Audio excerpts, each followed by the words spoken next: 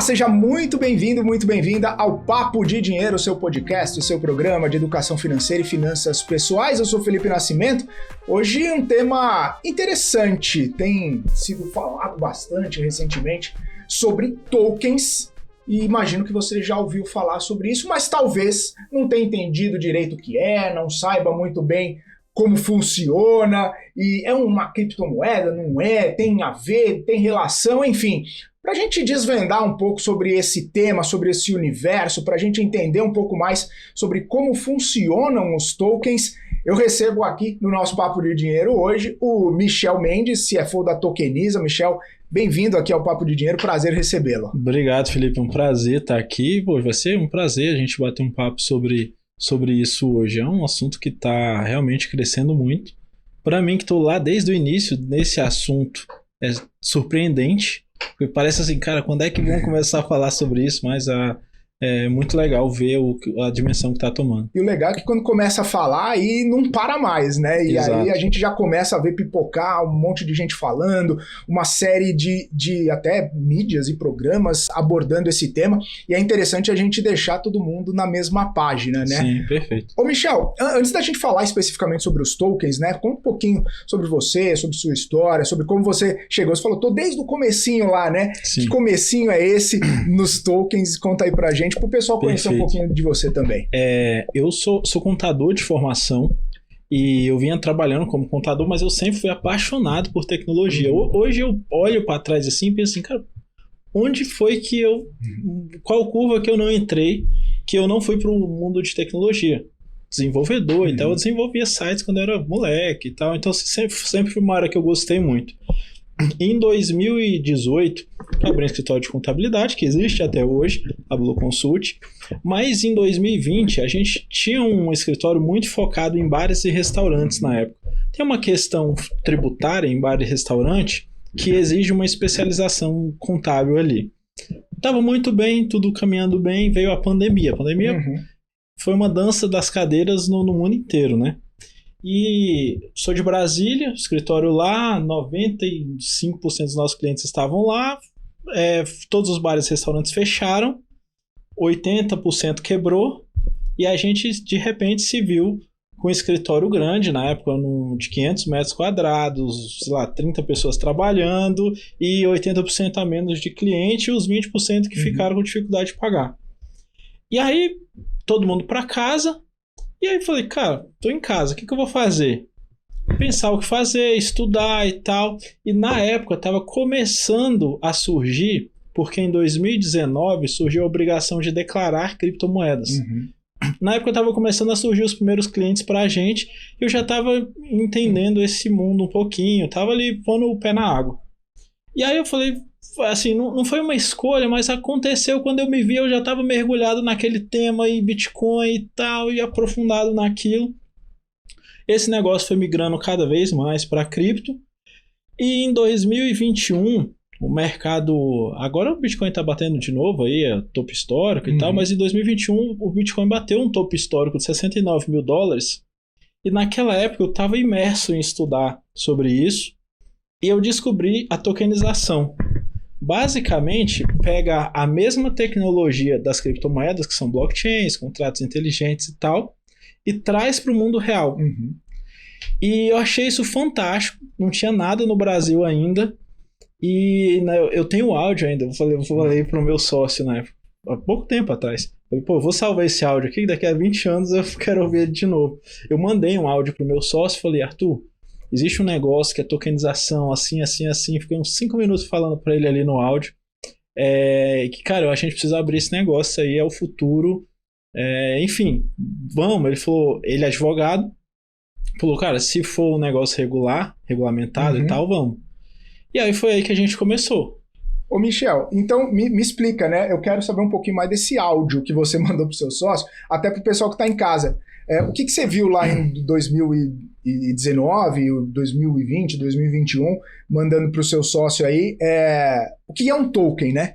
Para o pessoal entender, palavras simples, essa simplificação aqui de algo que até num primeiro momento você fala, putz, é meio complexo, porque tem várias questões aí envolvidas, mas o que é um token para o pessoal conseguir entender, capturar um pouco dessa questão. Perfeito. O Bitcoin, ele introduziu uma possibilidade que é um ativo digital poder ser único. Antes do Bitcoin isso era impossível. Vou dar um exemplo. Se eu tirar uma foto sua aqui agora, eu tirei a foto no meu celular, só eu tenho ela. Se eu mandar num grupo com 100 pessoas, as 100 pessoas têm exatamente a mesma foto. A minha foto e a de todo mundo não se diferem em nada. Se eu excluir a minha foto e todo mundo excluir e uma pessoa tiver guardado aquela cópia, aquela é a foto original. É indiferente. O arquivo, ele é perfeitamente copiável, um arquivo digital. Acontece que no Bitcoin não. O Bitcoin, ele trouxe uma tecnologia antiga que vinha sendo testada e tal, e se aplicou no Bitcoin, que é, a gente consegue criar um ativo digital que ele é único. Imagina uma Mona Lisa, por exemplo.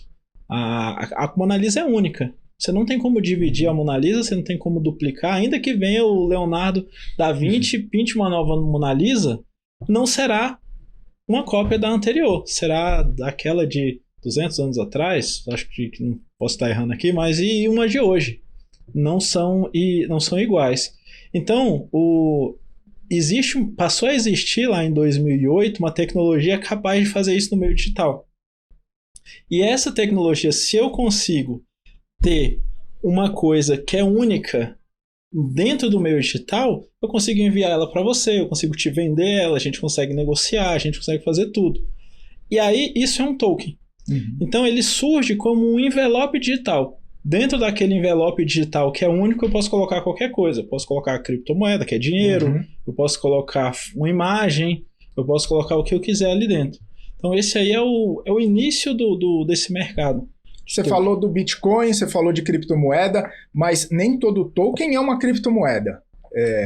São coisas token que podem é um gênero. Abordar coisas diferentes, você pode colocar coisas diferentes nesse envelope que você falou. Exatamente. Entendi. E aí, quais são os principais tipos, né, de tokens? O que a gente pode tokenizar hoje em dia? Sim. E assim, os principais, né? Porque se a gente pode talvez colocar qualquer coisa nesse envelope, a gente está falando de múltiplas possibilidades. Mas pensando nos mais utilizados ou nas questões ali que são mais colocadas num ambiente tokenizado, quais são?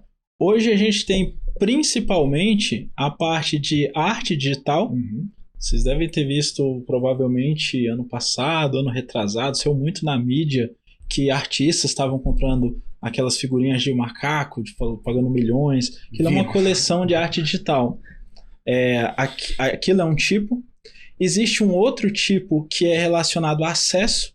Então, por exemplo, imagina que você gere um NFT aqui do Papo de Dinheiro e todo mundo que tiver aquele NFT vai poder acessar um happy hour na... São Paulo é quinta-feira o happy hour, né? Geralmente. Não é porque o Brasil é sexta. É sexta, né? Mas geralmente é quinta-feira. Quinta-feira, uma vez por mês, todo mundo que tem esse NFT vai ter o acesso a esse happy hour, por exemplo. E aí, se eu tenho esse NFT e eu tenho acesso a um happy hour exclusivo e tal, isso tem um valor. E eu posso vender ele.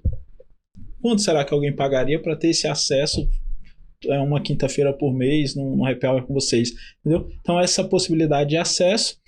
E uma terceira possibilidade, que são os ativos de mundo real, que são os RWAs, é uma sigla em inglês, que pega a parte, você tem algum lastro, um imóvel, por exemplo, um carro, uma empresa, e você tem uma parte jurídica.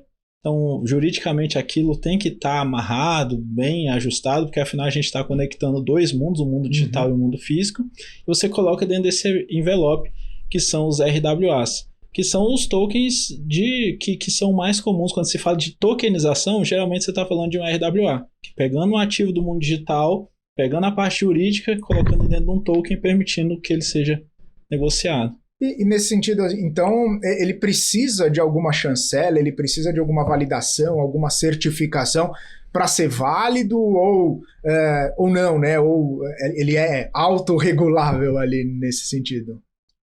Tecnologicamente falando, ele é autorregulável. Tá.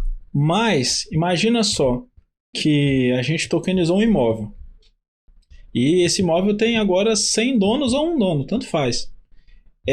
Só que o cartório não aceita esse token. Então, quem tem a escritura original consegue vender esse imóvel e aquilo passa a não valer nada. Então, existe algo sensível aí.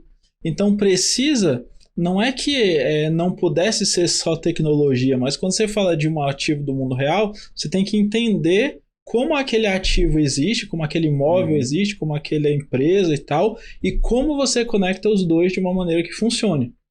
Hoje a gente já consegue, por exemplo, escrever na escritura de que aquele imóvel está tokenizado e a hash, que é a digital daquele token, a impressão digital daquele token, você consegue escrever na escritura. Você ainda não consegue, por exemplo, penhorar, ainda não é possível, mas estamos avançando. Quando você vai para uma empresa, você já consegue colocar os tokens no contrato social da empresa. Então, assim, a gente vai conectando os dois mundos para que eles possam existir e trazer as facilidades, que é o objetivo, né? E como é que a gente, né, enquanto país, está se posicionando em relação a isso? O Brasil se posicionando. Porque imagino que essa questão já tenha ganhado bastante força, né, em âmbito global, até porque muitas das tecnologias são provenientes de outros países, as cabeças, né, que vão fazendo isso, vão imaginando, vão pensando, idealizando essas coisas, estão lá fora. Mas a gente captura muito desse movimento, a gente ainda está engatinhando. Como que é essa questão aí, Michel? Sim. Então, o Brasil está muito bem posicionado. E aí é importante separar regulamentação de impostos, tá? Porque as pessoas geralmente misturam. A questão de impostos, a gente não sabe como vai ser, o que está mudando, mas isso não impacta na regulamentação. A regulamentação, o Brasil está muito bem. A gente, em 2022, a Tokeniza foi a primeira empresa, inclusive, a ter a aprovação da CVM para isso. A CVM tem a gente chama CVM 88, que é a normativa deles, que fala sobre crowdfunding, que não é especificamente tokenização, mas a gente conseguiu casar uma tese ali que se aplica e foi aprovado. Então, hoje, para qualquer tokenizadora, a CVM precisa aprovar, precisa auditar a plataforma e precisa dar o ok para essa tokenizadora poder emitir. O Banco Central já está num nível de discussão também bem avançado. Existe um sandbox, que basicamente é uma área de testes ali do Banco Central. Tipo assim, você tem uma coisa muito inovadora, leva para eles vão falar, beleza, vamos se aproximar aqui, porque não existe regulamentação para isso, mas a gente quer entender porque realmente isso traz um benefício para o mercado financeiro. O Banco Central tem essa área muito avançada, inclusive. E tem também a tokenização do dinheiro, que são as stablecoins, que isso já está bem adiantado no Banco Central. E aí eu falo assim que está adiantado, porque quando a gente olha para o mundo, são poucos países que, quando comparados, estão à frente do Brasil. A gente tem ali El Salvador, Dubai, os Estados Unidos eu acho que não está à frente do Brasil nisso. A regulamentação deles ainda está bem mais simples, ali em sei lá, alguns passos atrás. A Europa está vários passos atrás, apesar de ela é muito limitante para a tecnologia. O Brasil está muito bem posicionado. Boa. E quem começar nesse movimento junto com o Brasil também pode ficar um pouco mais bem posicionado também. Ô, Michel, a gente vai falar no próximo bloco, daqui a pouquinho, sobre investimento, né? Como utilizar essa estrutura, esse ambiente para fazer investimentos. Eu volto daqui a pouquinho no Papo de Dinheiro. Continue aqui com a gente.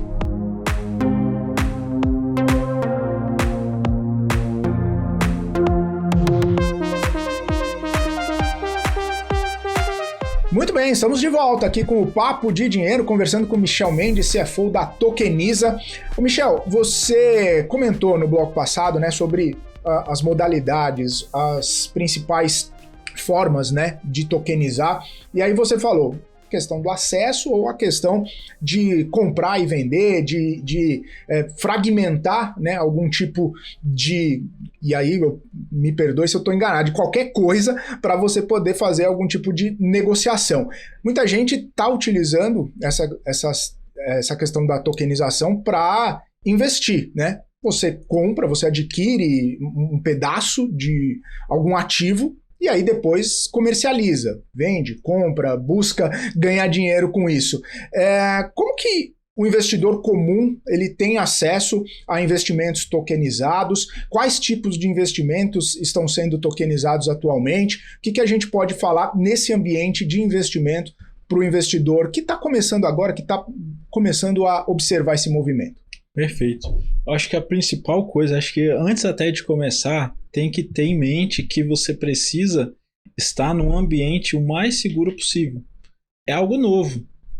A gente está falando aqui de 2021 para cá. A regulamentação, a nossa saiu início de 2023, então é muito novo. Muito recente. Muito recente. Isso aí está tranquilo, só que se é novo, o processo, toda a nomenclatura e tal, é novo também para o investidor. Então acho que antes de mais nada tem que ir com calma mesmo, entender, acessar, ler, perguntar e tal. E aí buscar plataformas regulamentadas. Por quê? Como eu te falei ali atrás, é um envelope. Esse envelope ele aceita qualquer coisa. Então não é porque é tokenização que tem um ativo bom ali dentro. Então isso eu acho que é o primeiro alerta assim, que eu diria, olha o que é o ativo. Se você for investir no banco, por exemplo, tem lá 10 investimentos diferentes. Uns são melhores que os outros. Tokenização é a mesma coisa. Não é um tipo de investimento chamado tokenização, não. Tokenização é o meio, é como ele está sendo investido. E aí, é olhar para isso. Então, poxa, que tipo de rendimento eu quero? Eu quero um rendimento fixo, eu quero um rendimento variável, eu quero me expor umas coisas diferentes. Então, esse é o primeiro ponto. E buscar plataformas de tokenização que sejam regulamentadas. Uma vez que você está dentro dessas plataformas, abre o mundo e aí é muito novo e até fácil de se entender. Por quê? O que a tokenização faz de diferente? Porque você pode pensar assim, beleza, mas por que não usar outros meios? No meio tradicional, por uma questão de tecnologia, de segurança e tal, a gente sempre tem um agente que é o agente que dá a segurança ali, a validade, que é um banco, que é uma empresa de investimentos, que é uma financeira. Existe um empreendimento ali. Se você vai, por exemplo, investir lá no seu banco preferido, ele vai estar lá, o gerente vai te dar algumas opções e vai ter lá, tem uma lá de 1,2% ao mês, por exemplo. Você não sabe para onde vai aquele dinheiro. O banco ele vai pegar aquele dinheiro e vai emprestar para alguém que vai empreender com aquele dinheiro. Ainda que não seja empreender, que vai fazer uma viagem, por exemplo. Mas aquela pessoa que pegou esse dinheiro, ela vai pagar 5%, 6% ao mês para o banco. O que o banco ganha? Essa diferença. Ele é essa instituição com esse poder, que tem essa credencial, e simplesmente as pontas não estão conectadas. Quando você fala de tokenização, de uma tokenizadora, a tokenizadora conecta as duas pontas. Então ela fala, olha, o Felipe ele tem um valor para investir e ele está buscando um investimento. E aqui na minha plataforma eu tenho um investimento do José, a captação do José, e o José está captando o dinheiro para ampliar o hotel dele. E o José está disposto a pagar 2% ao mês. Para o Felipe é muito bom receber 2% ao mês, é o dobro do que ele receberia em qualquer lugar. O José colocou o imóvel dele como garantia, passou por compliance, fez todo o processo. E para o José é muito bom pagar 2% ao mês. É muito mais barato do que ele pagaria no mercado tradicional. Então a tokenização é isso. Então depois que, assim, dada aquelas alertas ali de você entender e tal, quando você entra no mercado, você vai encontrar rendimentos superiores ao mercado tradicional.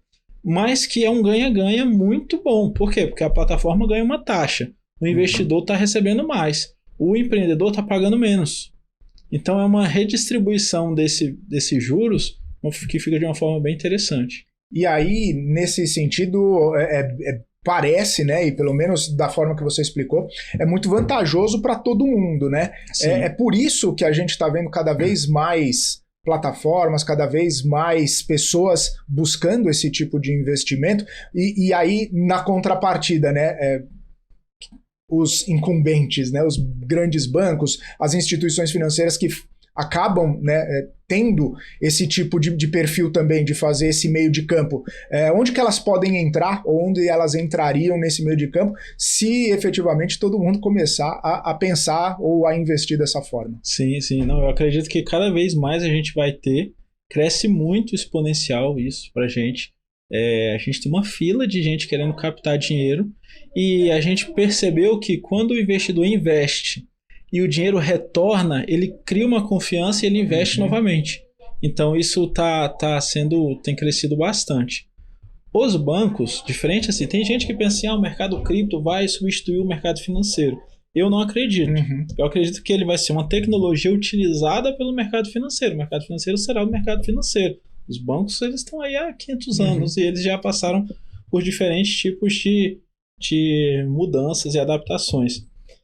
E a tokenização acho que não vai ser diferente. Eu acho que em breve a gente vai abrir o aplicativo do banco e vai ter lá um LCI, vai ter lá um renda fixa e vai ter lá um token de um imóvel pagando 2,5% ao mês.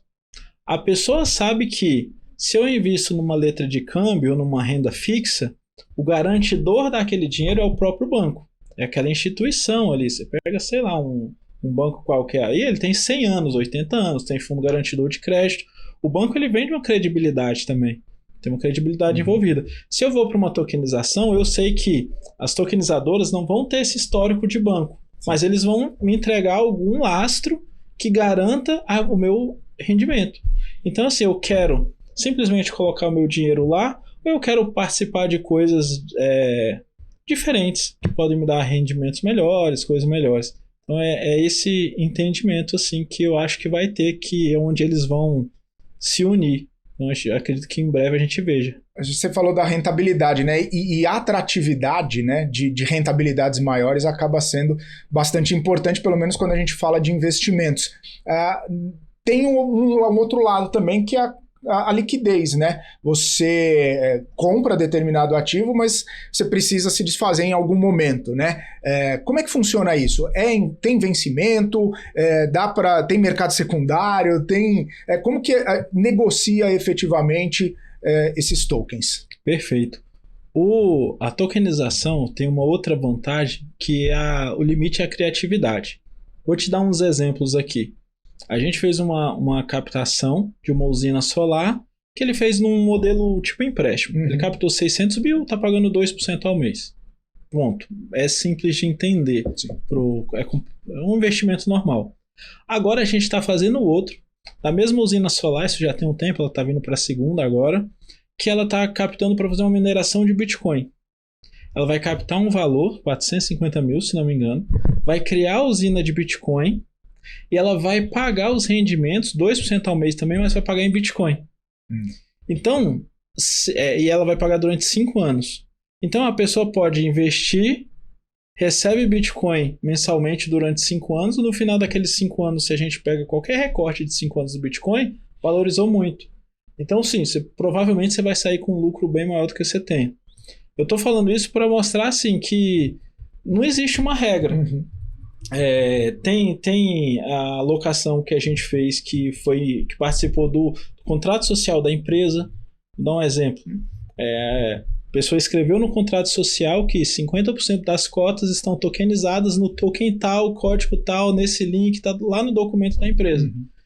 Então, aqueles 50% podem ser negociados via tokenização.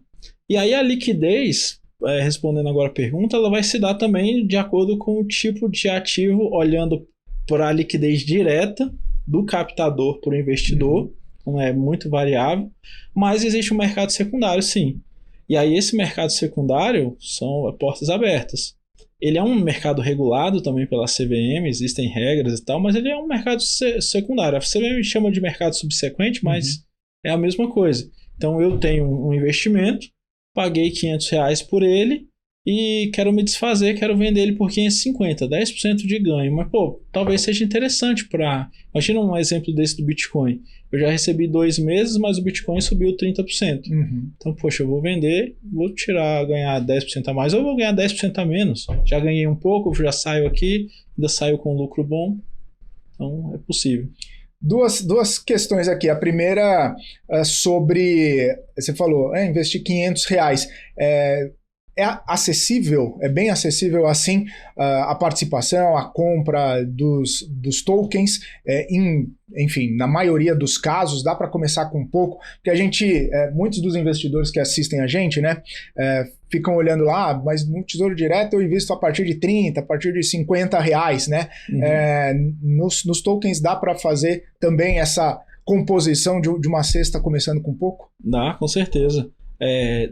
Isso é um pouco variável, mas sempre tem ali a partir de 100 reais, com certeza você consegue investir em qualquer token.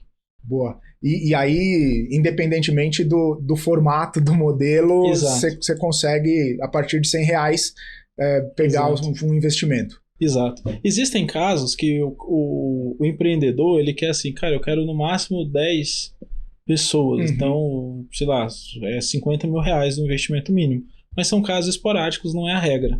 Igual um banco. Tem um investimento lá que você só entra com 50 mil reais, 100 mil reais, mas não é a regra. A regra, você entra ali com 100 reais, você consegue já acessar, montar uma carteira, um portfólio, que é extremamente importante. Boa. E aí, o perfil do investidor acaba sendo também determinante para ele escolher esse ativo, né? Tem perfis de pessoas, de investidores que são mais propensos, menos propensos a esse tipo de investimento? Ah, com certeza.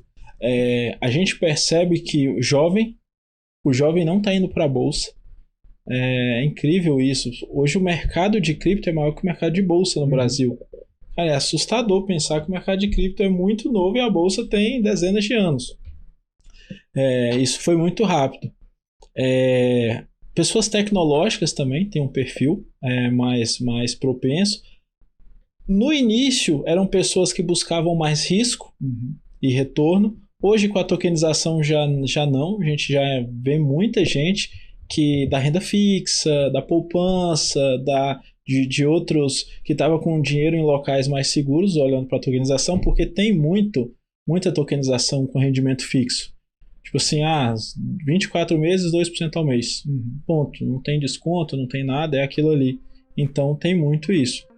E a CVM também exige que sempre faça o teste de perfil de investidor, como qualquer investimento que você for fazer em qualquer lugar, tem o teste. Boa. Michel, a gente vai continuar o papo, mas eu preciso ir para mais um intervalo. Daqui a pouquinho a gente continua aqui no Papo de Dinheiro. Continue aí com a gente, o papo tá bacana. A gente volta já já.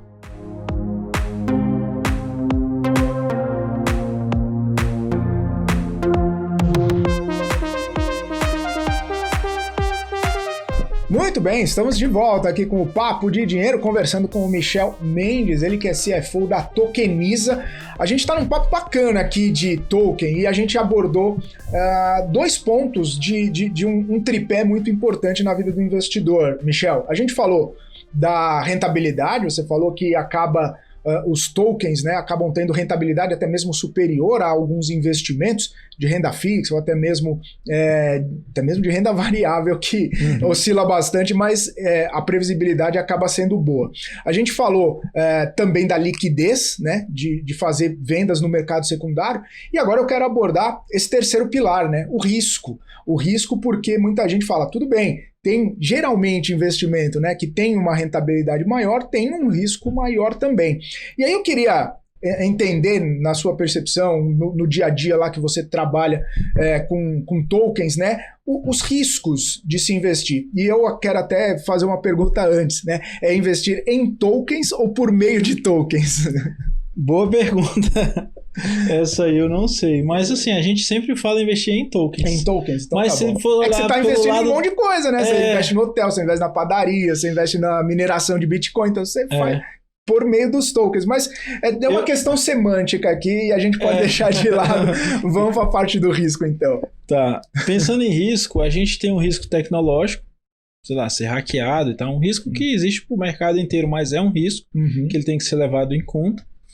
Existe uma coisa no mercado cripto como um todo, que é o contrato inteligente, que basicamente muitas das funções, é por isso que é menos burocrático, mais barato, mais seguro e tal. Existe um contrato inteligente que todas as regras e funções, se acontecer isso, se a pessoa enviar o dinheiro para cá, manda o NFT para ela aqui, se ela colocar o NFT no mercado secundário, desconta uma taxa. Existe todas essas regras, elas são escritas num contrato inteligente e registradas em blockchain. Isso é um facilitador absurdo, mas esse contrato inteligente ele precisa passar por auditoria, cuidado para não haver nenhum tipo de erro ali. É um ponto também tecnológico. Do lado financeiro, o risco é muito mais da avaliação do negócio em si. Porque o risco do investimento são dois. Eu tokenizei uma casa de R$1 milhão. Essa casa vale R$1 milhão? Porque isso é uma coisa extremamente importante que pode... imagina que eu estou em Brasília e a pessoa apareceu com a tokenização lá de Fortaleza, por exemplo. Eu não sei os preços das coisas em Fortaleza. Então a gente precisa de um processo. O processo ele é um processo bem rigoroso, não é tão rigoroso quanto um do banco, por exemplo, mas ele é um processo rigoroso para entender a valorização daquilo, o valor daquilo. Porque eu preciso ser muito assertivo nesse valor para isso não virar um risco. Hoje a gente lá na Tokeniza trabalha inclusive com uma margem ali, a gente chama de over colateral.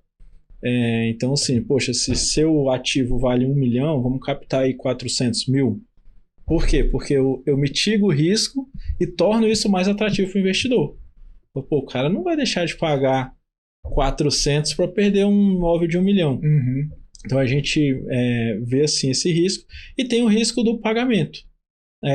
Uma vez captado, existe um contrato ali que diz essa pessoa captou dinheiro, essa investiu o dinheiro e a gente é o meio ali que conecta essas pontas. Então a gente precisa garantir que esse empreendedor vai pagar. Hoje nossa taxa de inadimplência é 0. É um trabalho que a gente vem fazendo lá muito ajustado e enfim, para que isso aconteça. A gente acaba negando muitas captações por esse motivo, para manter isso sempre o mais próximo de 0 possível, mas também é um risco. Entenda que a tokenizadora, a gente não tem ativo, a gente não tem dinheiro. O dinheiro é do investidor e o ativo é do captador. Então o que a gente vende? A gente vende credibilidade. A gente precisa que a pessoa venha aqui e consiga captar dinheiro mais barato, a pessoa venha aqui e consiga investir e ganhar dinheiro. Então é o nosso core do negócio, vamos dizer assim, é exatamente manter esse risco sempre muito próximo de 0. Em caso de imóvel, né, me chamou a atenção porque a gente vê uma série de imóveis indo para leilão, né? E o banco, se não pagou, ele toma mesmo, né? Entra com o processo judicial, vai para leilão e tudo mais. Você disse que a inadimplência é 0, mas em eventuais inadimplências, né, existe essa possibilidade também? Que tipo de garantias o emprestador, né, o investidor, ele tem aí para recuperar o investimento ou até mesmo pegar esse spread aí do imóvel vale X e ele emprestar um pouco menos, enfim. Queria entender um pouco como que fica essa questão também mais legal, né, porque você falou, você vende a credibilidade, mas no banco a gente já tem a estrutura funcionando ali também, né? O banco ele vai pagar você e ele paga, vai ele vai atrás, exatamente, ele toma o risco junto, por isso também que ele ganha o spread. E aí, como é que funciona isso? Tem processos judiciais, você sabe de processos judiciais que acabam envolvendo esses tokens assim? Claro que você falou, né? Vocês estão 0 ali, né? Estão invictos. Mas vai acontecer. Mas pode acontecer, né? Ninguém tá livre se o negócio crescer, vai acontecer em algum momento. Sim. A gente não tem o mesmo nível de acesso que um banco. Sim. Nosso objetivo é que tenha em algum momento. A gente está se aproximando de cartórios, está sempre muito próximo porque a gente quer ter isso. O banco, e aí vale até um paralelo aqui, se você vai para os Estados Unidos, por exemplo, o banco tem um poder absurdo sobre isso. Então é muito fácil você financiar um imóvel nos Estados Unidos. Um brasileiro, com passaporte, ele compra imóvel nos Estados Unidos hoje. Muito simples. Se você tiver o dinheiro da entrada e o passaporte, você vai comprar. Por quê? Porque o banco, se você não pagar, o banco não precisa de um processo judicial, quem está morando e tal, não precisa. Ele simplesmente não pagou, sai, tem gente dentro de casa, chama a polícia, bota para fora e acabou. Não tem discussão. Se a gente vem para o Brasil, o banco consegue tomar, é um pouco mais burocrático, o que torna o dinheiro no Brasil um pouco mais burocrático e caro. Na tokenização, a gente já está um nível abaixo do Banco do Brasil. No Banco no Brasil, né? Para não confundir aqui, no Banco do Brasil. Por quê? Porque a gente vai, via judicial, reter esse imóvel, mas é uma retenção administrativa. Uhum. Então, eu vou entrar na justiça, uma empresa contra uma outra empresa, uma empresa contra uma pessoa. Não é uma instituição bancária que já tem uma prerrogativa. Então, para proteger isso, a gente tem uma série de contratos mesmo, papel, que são assinados com o captador, que me garante uma série de coisas. A gente tenta amarrar o máximo possível para quando a gente chegar num caso desse, não ter muita discussão. Ser o mais próximo de uma realidade de banco possível. Até me veio essa questão, porque, igual você falou, o banco ele toma o risco, ele paga, e ele paga 10, 20, 100 pessoas ali, que ele pegou o dinheiro e ele não personalizou esse dinheiro, né? Ele não tirou do Michel pro Felipe, como acontece nos tokens, né? Assim como, de repente, você tem 100 pessoas, e aí 100 pessoas vão atrás de um imóvel, também pode ser um pouco mais complicado, por isso que eu tô perguntando até essa questão de risco, né? E como que se protege também em relação a isso. E aí entra também numa pergunta que vale a gente encaixar aqui, né? Diferenciar, né? Uma empresa, um token sério de alguma coisa que é mais furada, algo que pode ensejar um pouco mais de risco e trazer um pouco mais de insegurança. Ah, sim. A plataforma vai contar muito, Tá. Porque da mesma forma que eu falei aqui que a gente faz na Tokeniza, todo mundo está fazendo igual. A plataforma está conectando pontas e vendendo credibilidade. E como essa empresa se posiciona também diante dessas situações? Poxa, o risco é todo meu do investidor ou a tokenizadora ela vai participar do risco também? Então, tem essas variáveis que precisam ser analisadas. Eu acho que o mais importante de analisar na hora de fazer o investimento é uma exigência da CVM, inclusive. Tem um pacote, chama de pacote jurídico, são pelo menos ali uns 8 documentos. Eles precisam ser lidos. Eu não tenho muita paciência, cara, passa para o seu advogado, joga num chat GPT da vida, pergunta, faz um monte de pergunta, questiona a tokenizadora, porque esses documentos, eles têm que trazer isso. Tem que trazer como é que vai ser se não pagar, tem que trazer como é que foi feita a avaliação de um imóvel, por exemplo, tem que trazer por que você liberou essa quantidade de valor para esse captador, tem que ter isso.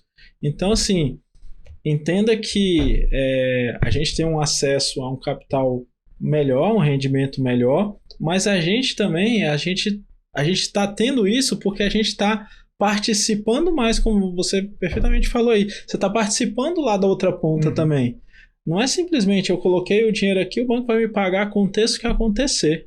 No banco é assim, aconteça o que acontecer, ele vai te pagar. É menos, mas ele vai te pagar. Aqui na tokenização, a gente vai se cercar de um monte de artifícios para garantir que vai pagar.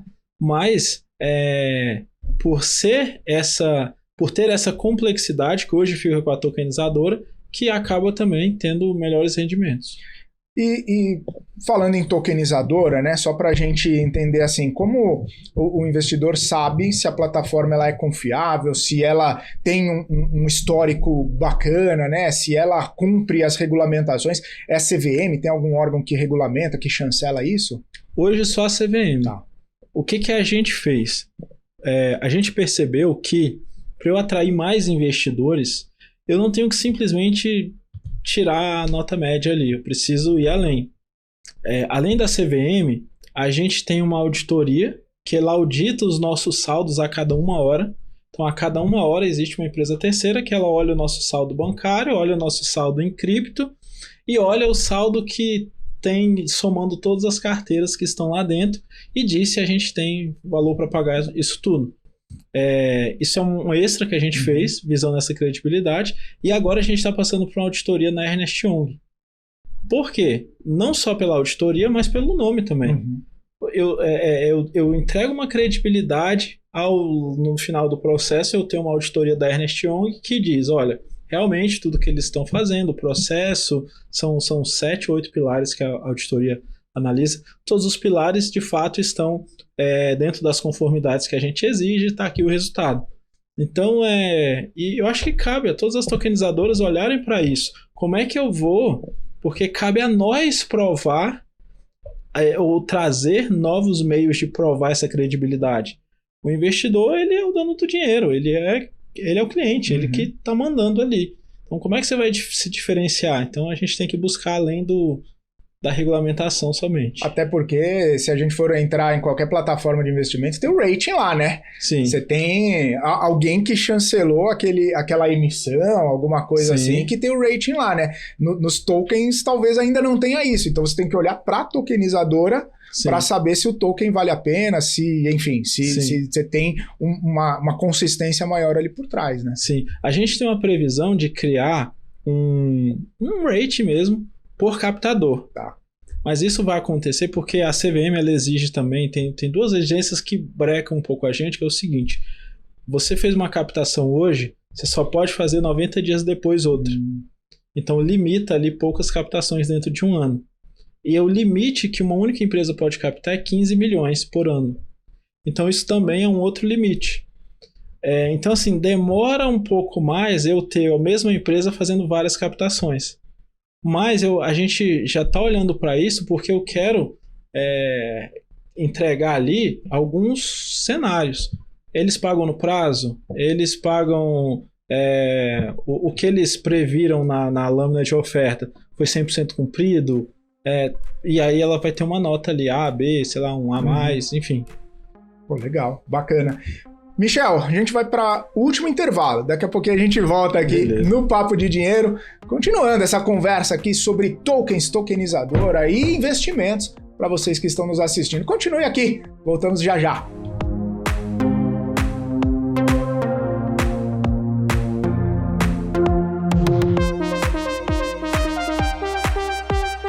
Muito bem, estamos de volta aqui no Papo de Dinheiro com Michel Mendes, CFO da Tokeniza.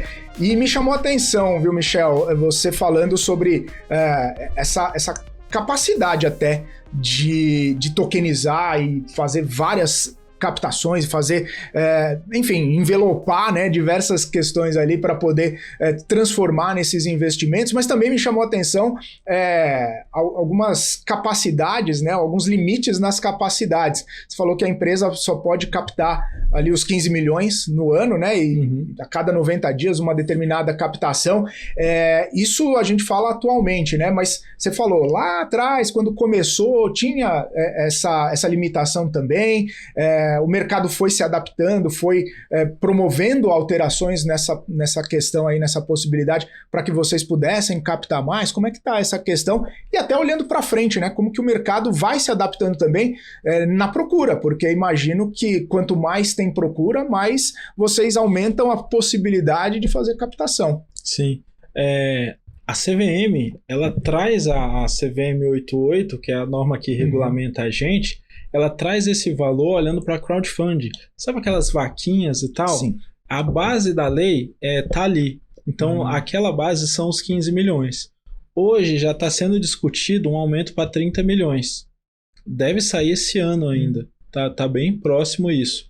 Sobre o número, dado esse limite dos 90 dias, pode fazer as captações. Isso também deve diminuir. Eu acredito que a gente vai ter muitíssimo em breve a CVM dando níveis ali de tokenizadoras. Poxa, você acabou de começar, quanto você tem de capital social, quanto você tem de ativos seus, quanto você tem enfim, deixa eu ver quanto vale essa empresa aqui para liberar um limite que ela pode captar. Daqui a pouco você aumentou, você pode liberar um outro limite. Já é assim no mercado bancário. Hoje uma instituição de pagamento, por exemplo, que é um tipo menor de banco ali, uma instituição de pagamento tem os valores bem limitados. Se você vai para no mercado bancário, eles chamam de instituição de pagamento e bancão. Se você vai para um bancão tradicional, ele já tem outros níveis, mas ele precisa ter dinheiro em custódia no Banco Central, ele precisa participar do FGC. Então eu acredito que no futuro a gente vai ter isso. Então a gente vai ter, poxa, acabou de entrar, você está só regulado, você tem o limite dos 15 milhões, talvez, ou dos 30, que deve mudar agora, muito em breve, mas para os próximos eu acredito que a gente vai ter esses níveis aí. E o canal com a CVM é um bom canal de diálogo?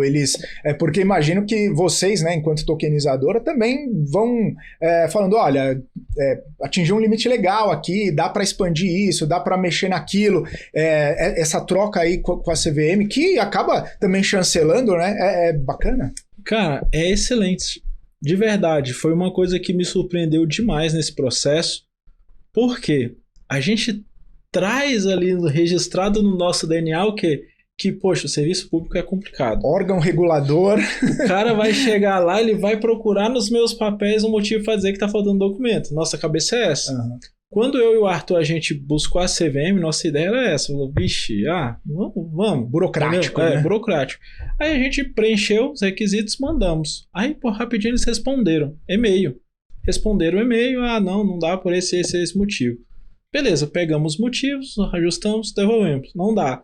E aí foi indo e vindo, a gente ficou nisso um ano e pouco, mas com evolução. Uhum. E claramente eles entendendo, às vezes eles mandavam uma coisa, a gente explicava, eles, não, beleza, por aqui dá. Uhum. E na época eu me lembro que chegou um momento que tinha uma pessoa lá da CVM que era sempre a mesma pessoa que estava me respondendo. Aí foi uma coincidência, assim, cara, eu acredito muito em Deus, quem acredita em Deus vai falar, cara, enfim, cada um acredita de uma coisa, mas eu falei, não é possível. Um dia, cara, você não vê evento de tokenização há 3, 4 anos atrás, menos ainda. E aí ia ter um evento de tokenização, aí, cara, palestrante fulano de tal. Eu falei, cara, fulano de tal, acho que é o mesmo nome do e-mail. Sim. Aí eu fui lá, falei, caramba, é o mesmo nome do e-mail, deixa eu ver. Aí tá, ele, não lembro o cargo agora, não vou falar o nome dele também, que eu não sei se eu posso falar, mas ele era da CVM, eu falei, nossa, eu preciso estar lá. Aí fui lá, vi ele falando, explicando e tal, e aí umas coisas eu já captei ali, falei, entendeu? Porque, poxa, a gente não tinha uma aula, né? Aí no final, abriu para perguntas e tal, tudo bom. Eu sou Michel, da Tokeniza. Eu mandei o processo pro CVM e falei, eu conheço a Tokeniza, a gente tá trocando e-mail. Aí eu falei, nossa, é ele mesmo. Aí no final eu já perguntei um monte de coisa e aí ele falou exatamente isso. Falou, cara, a CVM é um órgão extremamente técnico. Então a gente não tá ali para julgar uma subjetividade do seu negócio. Vamos entender, encaixar na técnica e se der certo, se fizer sentido, a gente vai aprovar. Eu preciso que vocês façam dessa forma que vai ser feito. Aí foi mais 1 ou 2 e-mails e resolveu. Então, assim, me surpreendeu. E ainda hoje, a gente tem uma dúvida, por exemplo, será que eu posso fazer isso? Será que falar desse jeito eu posso? A gente manda e-mail para a CVM, eles respondem. Muito tranquilo. Que legal, que legal. Enfim, então quando a gente percebe, né, quando tem não só a boa vontade, né, mas o cumprimento do papel do órgão, que é ajudar, que é também zelar, né, pela boa comunicação, pelo bom desenvolvimento, né, do setor, isso acaba sendo muito bacana. Como que você vê para frente, Michel? Você falou, né, olhando 5 anos atrás, né, você vê que muita coisa aconteceu, quanto de estrada vocês caminharam. O que você olha para frente, né? Pensando daqui 5 anos, 10 anos, enfim, ou talvez como as coisas mudam tanto, né? Daqui 1 ano, você vê que tipo de evolução podendo estar presente aí no nosso dia a dia e no dia a dia da tokenizadora também. Sim, eu acredito que a tokenização ela vai substituir a burocracia num nível absurdo, assim, que é difícil imaginar até hoje. Por exemplo, empresas, não faz sentido eu ter um contrato social com cotas. É muito melhor ter tokens. Por quê? Porque eles podem ser negociados livremente. E as cotas daquela empresa são dos possuidores dos tokens, por exemplo. Se eu vou ter um Airbnb, por exemplo, um aluguel de temporada. Poxa, eu quero um aluguel de temporada. Por que não por que não vender tokens daquele período de baixa ocupação, por exemplo? Por que não vender tokens para um acesso a um estádio poxa, eu torço pro Flamengo. Imagina que os jogos do Flamengo com os times mais, menos conhecidos, tem uma média lá de 70% de ocupação. Então, poxa, vamos vender um token que dá acesso aos jogos do Flamengo sempre que sobrar vaga. Então, assim, vai ter um nível de token e talvez, ou muito provavelmente, vai se encaixar na dinâmica do dia a dia ali, as pessoas nem vão perceber, mas elas vão começar a comprar, talvez vai chamar de voucher, talvez vai chamar de acesso, enfim, elas vão ter acesso a coisas que antes eram impossíveis de se ter. Eu quero ter hoje, por exemplo, um fundo imobiliário. Poderia ser, pensar assim, o fundo imobiliário parece com tokenização. Mas o fundo imobiliário carece ali daquela empresa, por que não eu ter acesso direto? Por que não eu ter um pedaço de um negócio que eu ganhe um rendimento e tenha também um acesso? Pensando, imagina de novo, um aluguel de temporada qualquer. Poxa, eu tenho 3 meses de ocupação total e 9 meses com baixa ocupação. Eu vou tokenizar esse imóvel, vou captar um dinheiro, vou ampliar esse imóvel e todo mundo que investiu nesse imóvel vai ter uma parte desses 9 meses. Poxa, eu tenho agora o ano todo do imóvel ocupado, pessoas que estão vindo ali, que estão comprando, que estão pagando a taxa de limpeza, um café da manhã, enfim. Então são coisas que hoje são impossíveis por questões burocráticas, de segurança, elas vão se tornar simples. Então, o futuro é uma maturidade não só do sistema, não só do ambiente, mas dos investidores também, justamente para fortalecer todo esse ecossistema e fazer com que... Porque também se não tiver o lado de cá do investidor, né? Aí não adianta você facilitar tudo se o investidor não for para cima. Ô, Michel, obrigado, viu? Sempre um prazer recebê-lo aqui. Obrigado mesmo mais uma vez, foi um ótimo papo. Aí deixa para o pessoal uma mensagem final e também como que te acham aí pelas redes, pelos sites, para entender um pouquinho melhor do trabalho de vocês. Perfeito, muito obrigado. Um prazer estar aqui, bater esse papo, ter esse espaço aberto aqui. Poxa, estar aqui hoje é o tokenização, o mercado cripto furando um pouco da bolha ali, que eu acho que falta isso muito do mercado cripto como um todo. Não é trazer as pessoas para a bolha do mercado cripto. Não, o mercado cripto é uma tecnologia, ela precisa acessar os outros mercados, então, poxa, esse espaço é incrível.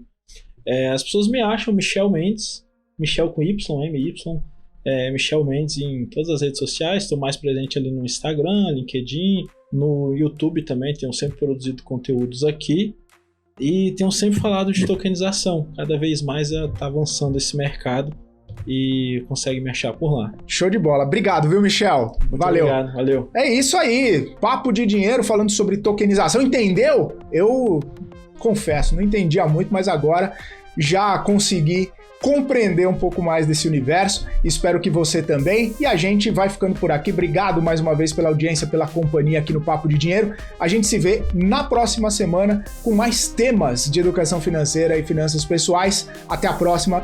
Tchau, tchau.